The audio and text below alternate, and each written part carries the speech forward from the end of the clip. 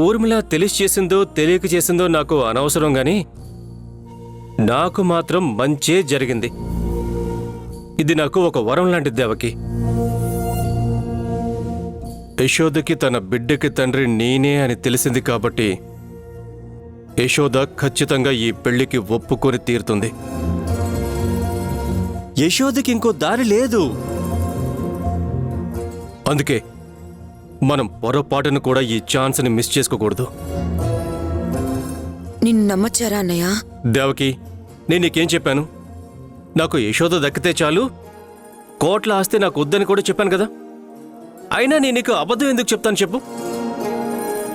మొదటి నుంచి నన్ను యశోదను కలపడానికి ఈ ఇంట్లో అందరికంటే ఎక్కువగా ట్రై చేసింది నువ్వే కదా. నేను ఎవరినైనా మోసం చేస్తాను గాని నిన్ను కాదు. నేను అందరికంటే ఎక్కువ నమ్మేది కూడా నిన్నే.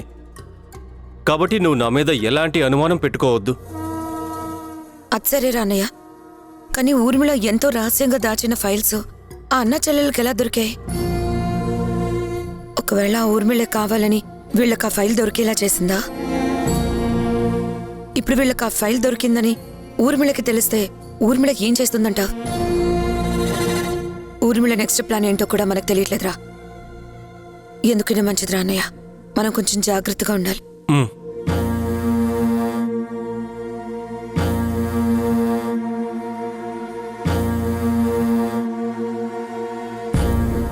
ఆ రోజు డాక్టర్ పోచంపల్లి హరికి యశోదకి పుట్టిన పాప అని చెప్పింది.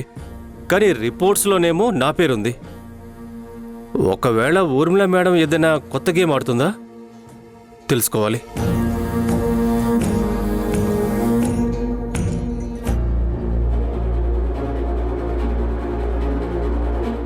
మీరందరూ ఎంత కేర్లెస్ గా ఉంటున్నారో జరిగిన ఈ ఇన్సిడెంట్ ని బట్టి చూస్తే అర్థమవుతోంది. ఒక అమ్మాయి మన హాస్పిటల్కి వచ్చి మన హాస్పిటల్లో ఉన్న సీక్రెట్ ఫైల్స్ తీసుకెళ్ళింది అంటే ఇది మన అందరి చేతకానితనమే అవుతుంది. ముఖ్యంగా మీ అందరిది.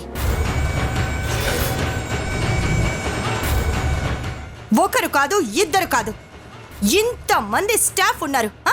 ఒక అమ్మాయి వచ్చి ఫైల్ తీసుకెళ్తుంటే మీరందరూ ఏం చేస్తున్నారు? గాడిదలు కాస్తున్నారా?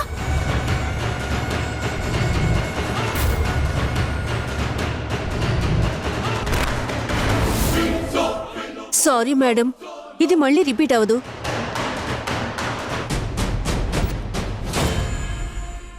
అసలు ఆ అమ్మాయి ఎలా వచ్చిందో, అంత చాకచక్యంగా ఫైల్ తీసుకుని ఎలా వెళ్ళిందో మాకిప్పటికీ అర్థం కావట్లేదు. Sorry madam.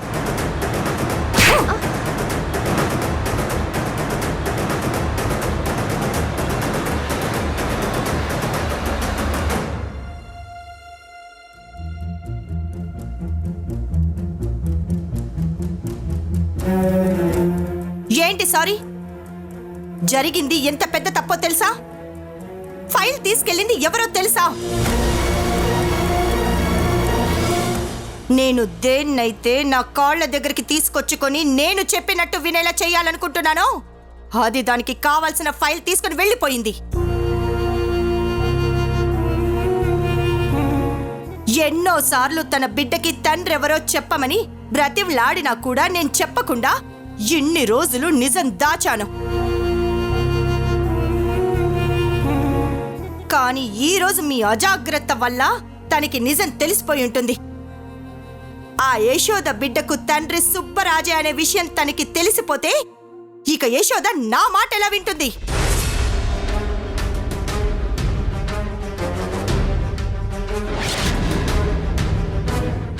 రేపటి నుంచి ఆ సుబ్బరాజు అది కలిసి తమ బిడ్డ తమకి కావాలి అని గోల చేస్తే నేను బిడ్డనివ్వాల్సిన పరిస్థితి రావచ్చు. అలాంటి పరిస్థితి వస్తే మీ అందరినీ చంపి మన కాలనీ సమాధుల్లోనే పూడ్చిపెడతాను. మేడం, ఇప్పటి వరకు ఎప్పుడూ జరగలేదు మేడం. ఈ ఒక్కసారే కదా మేడం. మమ్మల్ని క్షమించండి మేడం. ఏదో చిన్న తప్పు జరిగిపోయింది. ఏంటి చిన్న తప్ప? చిన్న తప్ప?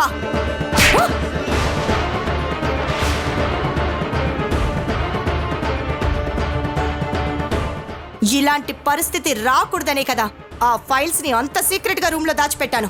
మిమ్మల్ని అందరినీ కాపలాగా పెట్టి జీతాలు ఇస్తూ వస్తోంది. మీరందరూ ఇంకొక క్షణం నా కళ్ళ ముందు కనిపించినా మీ అందరినీ చంపేస్తాను. ఈ రోజు జరిగిన పొరపాటు మళ్ళీ మన హాస్పిటల్లో జరగడానికి వీల్లేదు. ఆ ఫైల్స్ అన్నిటినీ సీక్రెట్ గదికి షిఫ్ట్ చేయండి. అలాగే మేడం. వెళ్ళండి ఇక్కడి నుంచి.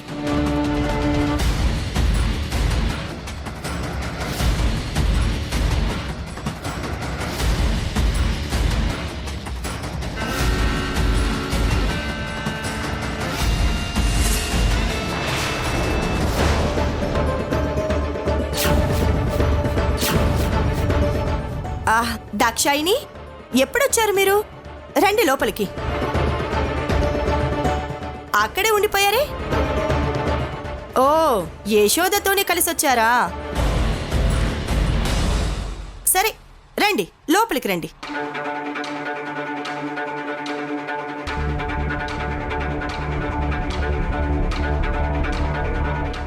అసలు ఎందుకు ఊర్మిళ ఇవన్నీ చేస్తున్నావు? చిన్నప్పటి నుంచి నా జీవితంతో ఎందుకు ఆడుకుంటున్నావు?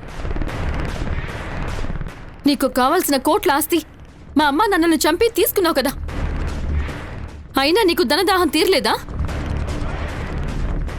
నువ్వు కూడా నా సవతి తల్లివే కదా, నేను నీ కూతురులాంటిదాన్నే కదా. నా మీద కొంచెం కూడా కనికరం లేకుండా ఇంత దుర్మార్గం చేయడానికి నీకు మనసు ఎలా వచ్చింది? ఎందుకు నా జీవితంతో ఇలా ఆడుకుంటున్నావు? ఎందుకు నన్ను అనాథం చేశావు? నేను నీకేం అన్యాయం చేశానని చెప్పు ఊర్మిళ, చెప్పు.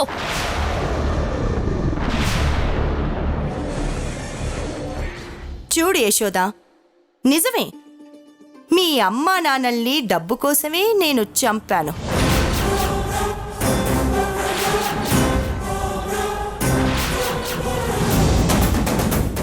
కానీ నేను మీ నాన్నని చంపాలనుకోలేదు, మీ అమ్మని చంపాను. మీ నాన్నే అనవసరంగా నా గురించి ఎంక్వైరీ చేసి నిజాలు తెలుసుకొని తన చావుని తానే కొని తెచ్చుకున్నాడు. నా గురించి జనాలకి చెప్పేస్తానన్నాడు. లోకం దృష్టిలో నేను దేవతగా ఉన్నాను, దయ్యంగా మారదలుచుకోలేదు. అందుకే మీ నాన్నని చంపేశాను.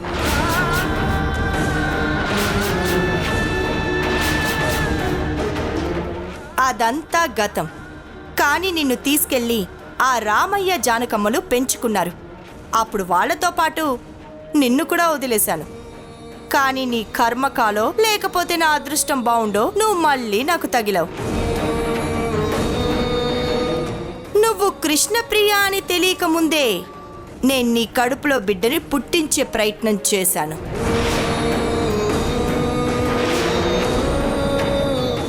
నీ కడుపులో బిడ్డ పెరుగుతున్న తర్వాత కదా నువ్వు నా మొగుడు కూతురివి అని తెలిసింది. శత్రుశేషం మిగలకూడదు అని అప్పుడే నిన్ను చంపేయమన్నాను. కానీ మా వెధవలు నిన్ను చంపలేదు.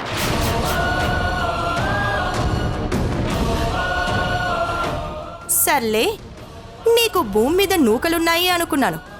కానీ నువ్వు నా మీదే తిరుగుబాటు చేసావు, యుద్ధం చేశావు. ఆ యుద్ధంలో నువ్వు నన్ను ఓడించాలనుకున్నావు. కానీ అది జరగని పని అని నువ్వు తెలుసుకోలేకపోయావు. ఇదంతా ఎందుకు చేస్తున్నావు ఊర్మిళ? ఎందుకు ఇంతమంది జీవితాలతో ఆడుకుంటున్నావు? ఉన్న డబ్బు నీకు సరిపోదా? ఎందుకు ఇంకా ఆస్తితో పాపాలన్నీ మోస్తున్నావు? ఓ, బహుశా దేవుడు నీ పాపాలన్నీ లెక్కగట్టి నీరజకి బిడ్డలు కలగకుండా చేసినట్టున్నాడు.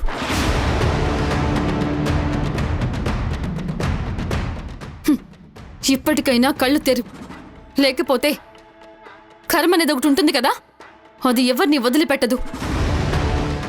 ఏంటి యశోద, కర్మ అంటున్నావు, పాపాలంటున్నావు, ఏవేవో పెద్ద పెద్ద మాటలు మాట్లాడుతున్నావు. నువ్వు శాస్త్రాల్లో స్ట్రాంగ్ కానీ పురాణాల్లో పూర్ అనుకుంటా. శ్రీకృష్ణుడు గీతలో ఏం చెప్పాడో తెలుసా? తన ప్రమేయం లేకుండా పుట్టుక కానీ మరణం కానీ జరగదు అన్నాడు. ఒక జీవి తన జీవితంలో చేసే ప్రతి చర్య తన వల్లే అని చెప్పాడు. నిన్ను ఎలాగైతే పుట్టించాడో నన్ను కూడా ఆ భగవంతుడే పుట్టించాడు. ఆ దేవుడు నాతో చేయించాల్సిన పనులు చేయిస్తున్నాడు. నీతో పనులు చేయించాల్సినవి నీతో చేయిస్తున్నాడు అంతే.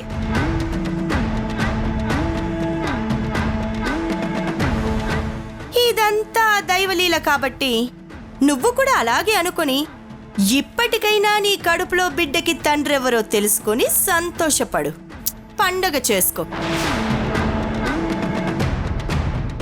ఊర్మిళ, నువ్వు చెప్పేది నిజమా? నిజంగా సుబ్బరాజు యశోద బిడ్డకు తండ్రా? నేను అబద్ధం ఆడాల్సిన పని నాకు లేదు. కాకపోతే యశోదకి నిజం తెలియకుండా నేను దాచాలి అనుకున్నాను. కానీ యశోద సీక్రెట్గా ఆ రూమ్లోకి వెళ్ళి ఒరిజినల్ ఫైల్స్లో ఏముందో చూసి తీసేసుకుంది.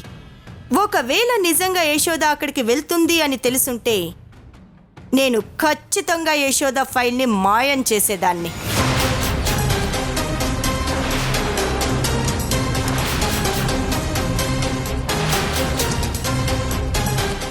యశోద, నువ్వు నన్ను చాలా చాలా తక్కువ అంచనా వేశావే. ఏదో ఒక రోజు నువ్వు ఇలాంటి పని చేస్తావని ముందే ఫైల్లో హరివిఠల్ పేరు మార్చేసి సుబ్బరాజు గాడి పేరు పెట్టి డీటెయిల్స్ అంతా సెట్ చేశాను. ఇప్పుడు పిచ్చి దానిలాగా సుబ్బరాజే నీ బిడ్డకు తండ్రి అని మీరు నమ్మాల్సిన పరిస్థితికి తీసుకొచ్చాను. మిమ్మల్ని నమ్మించడానికే ఇప్పుడు ఈ డాక్టర్లని పిలిపించి ఈ సెటప్ అంతా చేశాను. నిన్ను మాత్రం వదిలిపెట్టను ఊర్మిళ. నీ అంత చూసే తీరుతాను.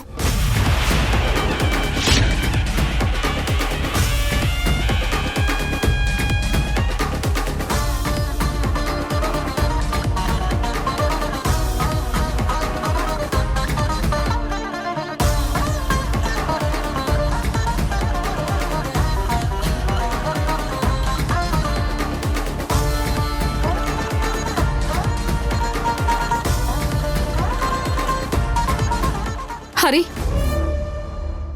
నీకు గతం ఎలా గుర్తు తెప్పించాలో నాకైతే అర్థం కావడం లేదు.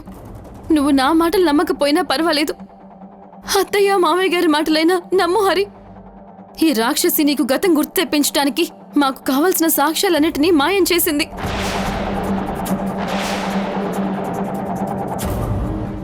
అవును హరి, ఈ ఊర్మిళని నమ్మకు. ప్రణవి కూడా అబద్ధం రా. నువ్వు చిన్నప్పటి నుంచి యశోదతో కలిసి పెరిగావు. అలాగే యశోదని మన ఇంటి కోడల్ని చేసుకోవాలని మేము అనుకున్నాం. కానీ ఈ ఊర్మిళ చేసిన పనుల వల్ల యశోద జీవితం, నీ జీవితం ఇలా నాశనం అయిపోయాయి.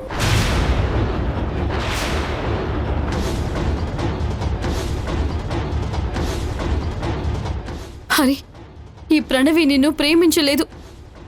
ఇది ఊర్మిళ ఇచ్చే డబ్బు కాశపడి నిన్ను ప్రేమించినట్టుగా నటిస్తోంది.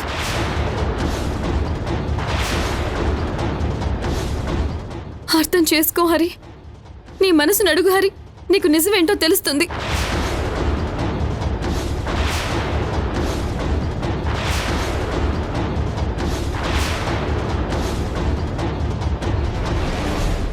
నీ మనసు ప్రణవిని ప్రేమించానని ఏ రోజైనా ఏ క్షణమైనా చెప్పిందా?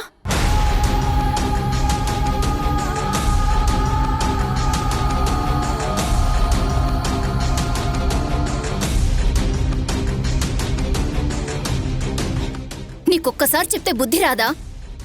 మనిషికో మాట గొడ్డుకో దెబ్బ అన్నారు. మీరా గొడ్ల కంటే దారుణంగా ఉన్నారు.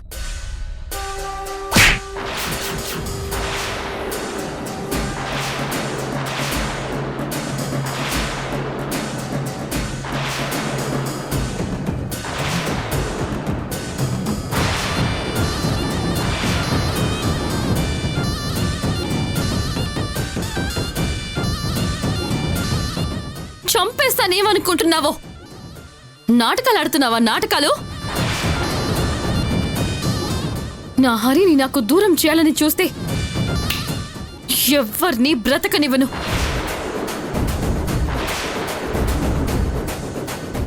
Be careful. ఛీ, డబ్బు కోసం పరాయి మగాడిని ప్రేమించాను అని అతని చుట్టూ తిరిగే నీలాంటి క్యారెక్టర్లెస్ దాని గురించి మాట్లాడడం కూడా అనవసరమే. చూసావా హరి, నీ ముందే నన్ను ఎన్నెన్ని మాటలంటుందో. నా క్యారెక్టర్ లేదంట, నేను డబ్బు కోసం నటిస్తున్నానంట. చూడండి, మీకెన్నిసార్లు చెప్పాలి? తనని అంటున్నారేంటి? మీకు అసలు క్యారెక్టర్ ఉందా? మీకు అసలు క్యారెక్టర్ ఉందా? మీకు అసలు క్యారెక్టర్ ఉందా?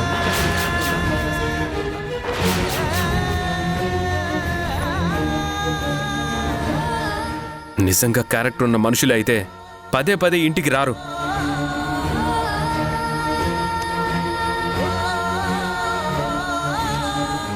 ఇంటి నుండి వెళ్ళిపోమన్నా, చీ కొట్టినా, మెడ పట్టుకొని బయటికి గెంటినా మళ్ళీ మళ్ళీ తిరిగి వస్తున్నారంటే ఏంటి అర్థం? ఎవరికి క్యారెక్టర్ లేంది? ఎవరికి క్యారెక్టర్ లేంది? ఎవరికి క్యారెక్టర్ లేంది? ఎవరికి క్యారెక్టర్ లేంది?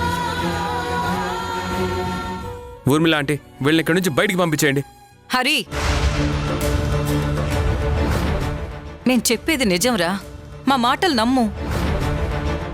ఇదిగో, నువ్వు నా కంటి ముందు కనిపించకపోతే నేను బతకలేకపోతున్నాన్రా. మా ప్రాణం పోతున్నట్టు అనిపిస్తుంది. చూడండి, నేను మీ కాళ్ళు పట్టుకుంటాను. నాకు చిరాకు తెప్పించకండి. దయచేసి ఇక్కడి నుంచి వెళ్ళిపోండి. దయచేసి ఇక్కడి నుంచి వెళ్ళిపోండి. దయచేసి ఇక్కడి నుంచి వెళ్ళిపోండి. దయచేసి ఇక్కడి నుంచి వెళ్ళిపోండి.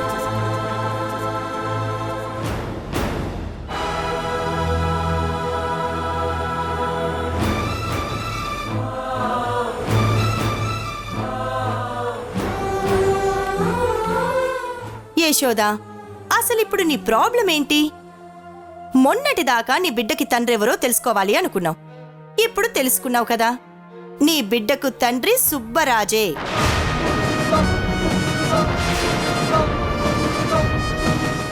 అలాంటప్పుడు సుబ్బరాజుని పెళ్లి చేసుకుని హ్యాపీగా ఉండొచ్చు కదా. ఎందుకు హరి వెంట పడుతున్నావు? మీరైనా చెప్పండి దాక్షాయిని గారు, వేరెవరికో పుట్టిన బిడ్డని మీ మనవరాలిగా ఎలా యాక్సెప్ట్ చేస్తారు? నిన్న మొన్నటి వరకంటే మీరందరూ ఎవరికో సంబంధించిన బిడ్డ యశోద కడుపులో పెరుగుతుందని భ్రమపడ్డారు. కానీ ఈరోజు నిజం తెలిసింది కదా. సుబ్బరాజుని పెళ్లి చేసుకుని ఆనందంగా ఉండమని చెప్పండి.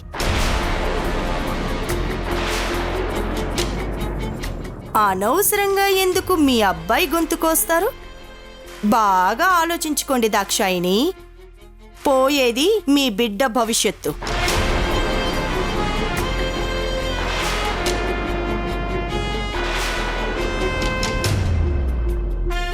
మాకేం చేయాలో బాగా తెలుసులే ఊర్మిళ. నువ్వేం మాకు సలహాలు ఇవ్వాల్సిన అవసరం లేదు. మంచి మనుషుల నుంచి అయితే సలహాలు తీసుకుంటాం, కానీ నీలాంటి వాళ్ళ దగ్గర నుంచి కాదు. దాక్షాయిని, వెళదాం పద. యశోద, వెళదాం పదమ్మా. పదండి.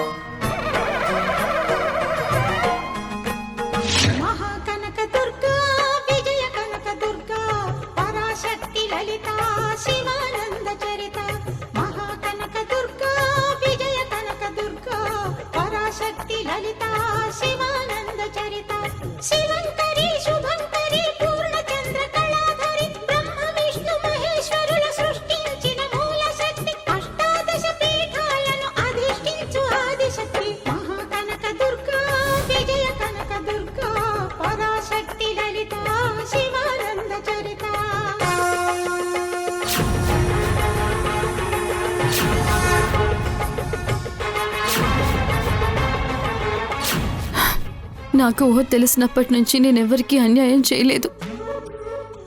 అందరూ బాగుండాలనే కోరుకున్నాను.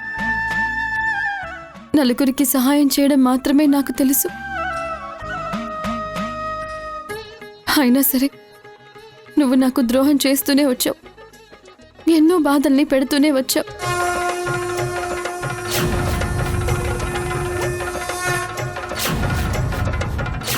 అవన్నీ భరిస్తూ కూడా నిన్ను ఏ రోజు ఒక్క మాట కూడా అనలేదు.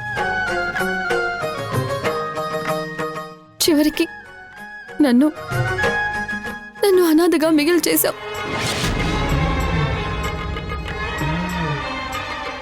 అయినా సరే నేను మౌనంగానే ఉన్నానే తప్ప నిన్నే రోజు అడగలేదు.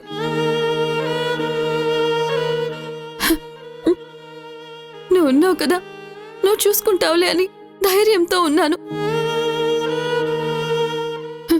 అవును, ఎవరూ లేని వాళ్ళకి నువ్వే దిక్కు అంటారు కదా, మరి నువ్వెందుకు నా గురించి ఆలోచించడం లేదు?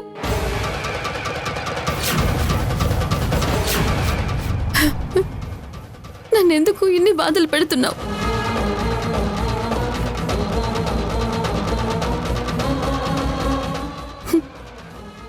అసలు నా పుట్టుకకి అర్థం ఏంటో నాకే అర్థం కావడం లేదు తెలుసా?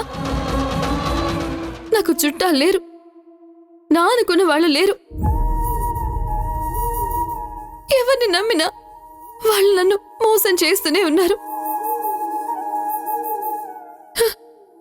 చివరికి నువ్వు కూడా నన్ను మోసం చేస్తున్నావా? అసలు నేనెందుకు బ్రతకాలి చెప్పు? ఎవరి కోసం బ్రతకాలి చెప్పు? ఎవరి కోసం బ్రతకాలి అనే సందిగ్ధంలో నన్ను పడేశావా? ఈ 4 రోడ్ల కూడలిలో నేను ఎటు వెళ్లాలో తెలియని పరిస్థితుల్లోకి తీసుకొచ్చి నన్ను వదిలేశావు.